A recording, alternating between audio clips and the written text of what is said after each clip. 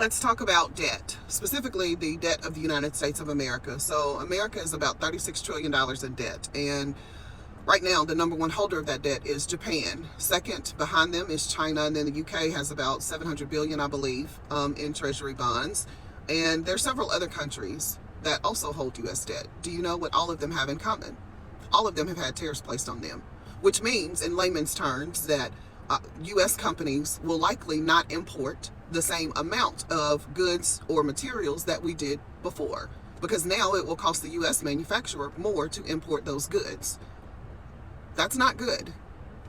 That just pisses the countries off, because now not only do we have a negative GDP, we are affecting the GDP of other countries. So what can those countries do? They could call in the debt. They could sell their bonds. Like, they could just sell their debt and we would be required to pay it. And the only way that we would be able to pay it, because we are not a country that operates in a surplus, the only way we would be able to pay it would be to print more money. What effect does that have? That will drive inflation through the roof. If y'all thought that inflation was bad after the pandemic, think about what will happen if we have to print trillions of dollars to pay our debt. Now, other people can buy those bonds. We can have Americans buying those bonds, but Americans don't have $36 trillion.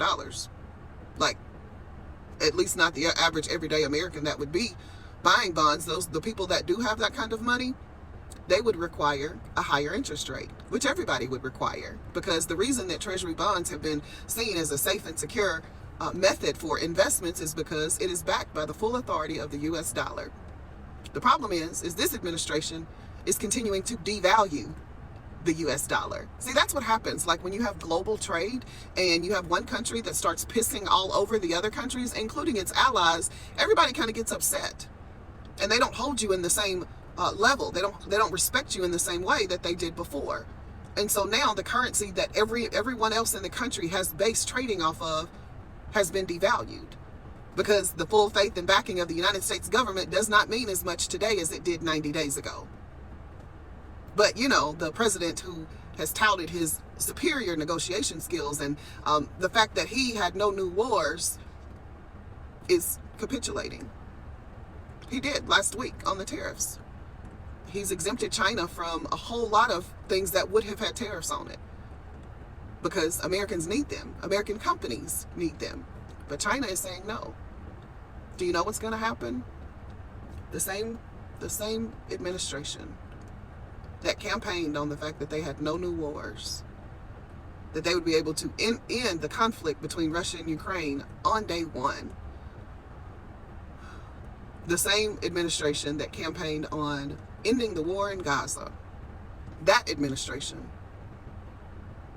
is going to start a war. Now, we can calculate the cost. We can calculate how much that will actually cost the American people. We have seen it before, time and time again, where Republican presidents have led us into war. And it has cost hundreds of millions of dollars, hundreds of billions of dollars, led us even deeper into debt. And Democratic presidents have tried to pull us out over and over and over again. The difference now is no one has faith. No one has confidence in the United States. We don't have friends any longer. They are having meetings without us. They are having meetings about us. So while we can calculate the cost of a war, we will not be able to calculate the cost of American lives. At least not in advance. Because, see, this administration has deployed soldiers to several different parts of the world, you know, to secure the border and make sure things are safe. But other countries, other leaders don't see it that way. So the candidate who sits in the Oval Office, who campaigned on no new wars, essentially will have to start a war. Not because they necessarily want to, but because in this economy, that's the only way they'll be able to continue to make money. And that's what this is all about. This is what you get when you elect a businessman to run the government.